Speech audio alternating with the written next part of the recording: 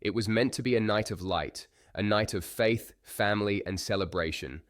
A Hanukkah gathering by the water at one of Australia's most iconic beaches. Instead, Bondi Beach became the site of an act that has shaken the nation to its core. 15 innocent people are dead, dozens more injured, families and communities left with grief that words barely touch. And tonight, Australia is not only mourning, it is questioning. More funerals are being held today for the victims of Sunday's terror attack. Among them, the funeral of 10-year-old Matilda, the youngest life lost. At her memorial, her father spoke with a quiet devastation that cut through the country. He said the Prime Minister failed his daughter, failed to protect her, failed to protect Australia. Those words have resonated far beyond Bondi. In the days since the attack, Australians have watched their national leadership closely, and many have been left uneasy. Prime Minister Anthony Albanese has held press conferences, released statements, and spoken at length. But critics say something vital has been missing: clarity. Instead of directly naming the ideology police say motivated the attack, the Prime Minister has focused heavily on gun laws and on right-wing extremism. Radical Islam, many argue, has been spoken around rather than spoken aloud. For some Australians, that hesitation feels less like caution and more like avoidance. There has been little visible emotion, little urgency, and for a nation reeling from shock, little reassurance that this will not happen again. Only after sustained pressure did the Prime Minister today concede that more must be done to confront anti-Semitism. The government has now announced a series of proposed legal changes, including harsher penalties for hate speech that promotes violence, new offences targeting extremist preachers, stronger sentencing provisions, and the possible listing of organisations that incite racial hatred. The Prime Minister says these steps are necessary to protect social cohesion and national security. But for many Australians, the response feels overdue. The question being asked is simple and uncomfortable. Why did it take a massacre for this conversation to begin? Liberal MP Andrew Hastie says the government is finally moving in the right direction, but far too late. He argues that radical Islamist ideology is the wellspring of modern anti-Semitism, and that Australia has been reluctant to confront it honestly for years. According to Hastie, this is not a problem imported from distant war zones. This is not something happening over there. It is happening here, in our suburbs, in our online spaces, through local networks and extremist preachers who operate in plain sight. He warns that Australia has a homegrown radicalisation problem, and that ignoring it has consequences. The attack has also reignited debate over immigration and national screening policies. One of the alleged attackers reportedly entered Australia decades ago on a student visa. His son, born here, was allegedly radicalised locally.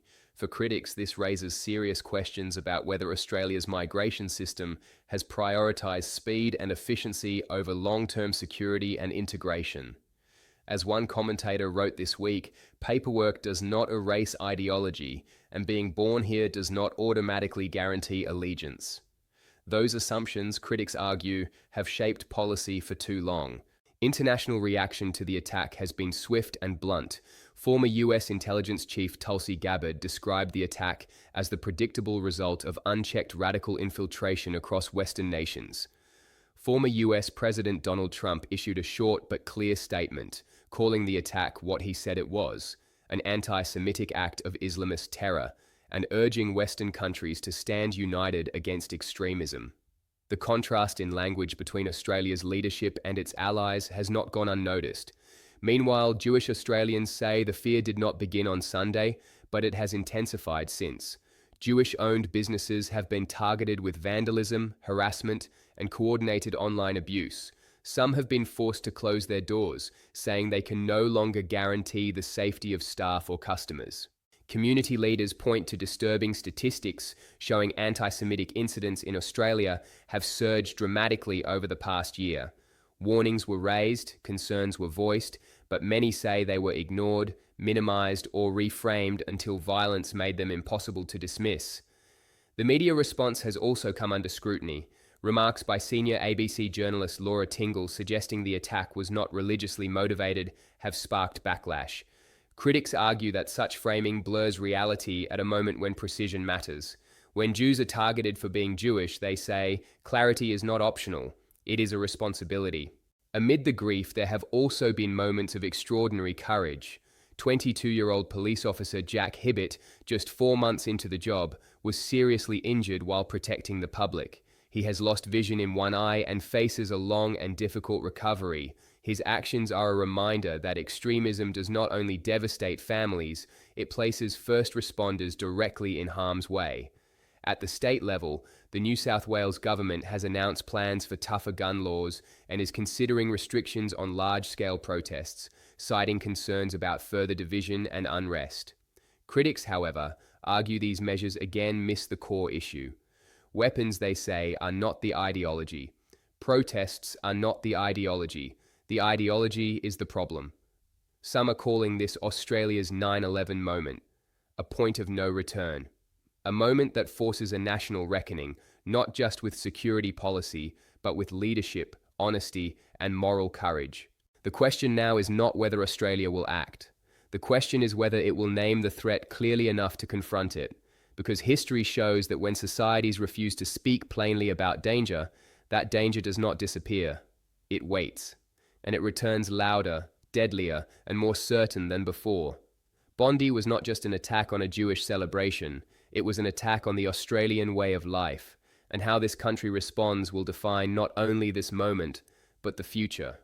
And before we close tonight, it's worth taking a step back, because what happened at Bondi cannot be treated as an isolated incident, nor can it be filed away as a tragic anomaly. This attack has exposed something deeper, a fracture that has been growing quietly beneath the surface of Australian society for years. For a long time now, Australians have been told that naming problems clearly is dangerous. That strong language divides. That caution equals responsibility. But what we are seeing in the aftermath of Bondi is the cost of that silence. When leaders hesitate to name an ideology, they leave space for confusion. And confusion is fertile ground.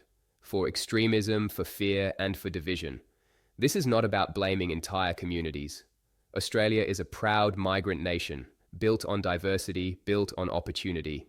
Millions of Australians of all faiths and backgrounds contribute positively every single day. That truth matters, and it must be protected.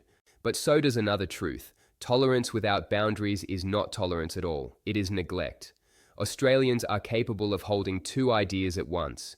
We can defend multiculturalism while also demanding that anyone who lives here respects the values that make this country safe: equality before the law, freedom of belief, and the absolute rejection of violence in the name of ideology. What many people are reacting to right now is not just grief, but frustration. A sense that warnings were raised, concerns were labeled inconvenient, and uncomfortable conversations were postponed until blood forced them into the open. Leadership, especially in moments like this, is not about speaking the longest or the loudest. It's about speaking plainly, about trusting the public with the truth, even when that truth is hard. There is also a generational question emerging. Parents are asking what kind of country their children are growing up in. Police officers are asking what risks they are being asked to absorb. Minority communities are asking whether they are truly protected or merely tolerated until it becomes politically difficult. And make no mistake, the eyes of the world are on Australia right now. How we respond will be studied, not just by allies, but by those who test the limits of open societies. If there is one lesson history keeps repeating, it is this: extremism thrives where clarity retreats, where institutions hesitate, where naming reality is treated as more dangerous than ignoring it. Bondi has changed the conversation. Whether that change leads to genuine reform or fades back into cautious language and half measures remains to be seen. But one thing is clear tonight: Australians are no longer asking for reassurances. They are asking for resolve, for honesty, and for leadership that understands the gravity of the moment. Because remembrance without action is not enough, and unity without truth is fragile. This nation now stands at a crossroads, and the direction it chooses will echo far beyond this week, this year, and this tragedy. The question now is not whether Australia will act. The question is whether it will name the threat clearly enough to confront it. Because history shows that when societies refuse to speak plainly about danger, that danger does not disappear, it waits, and it returns louder, deadlier, and more certain than before.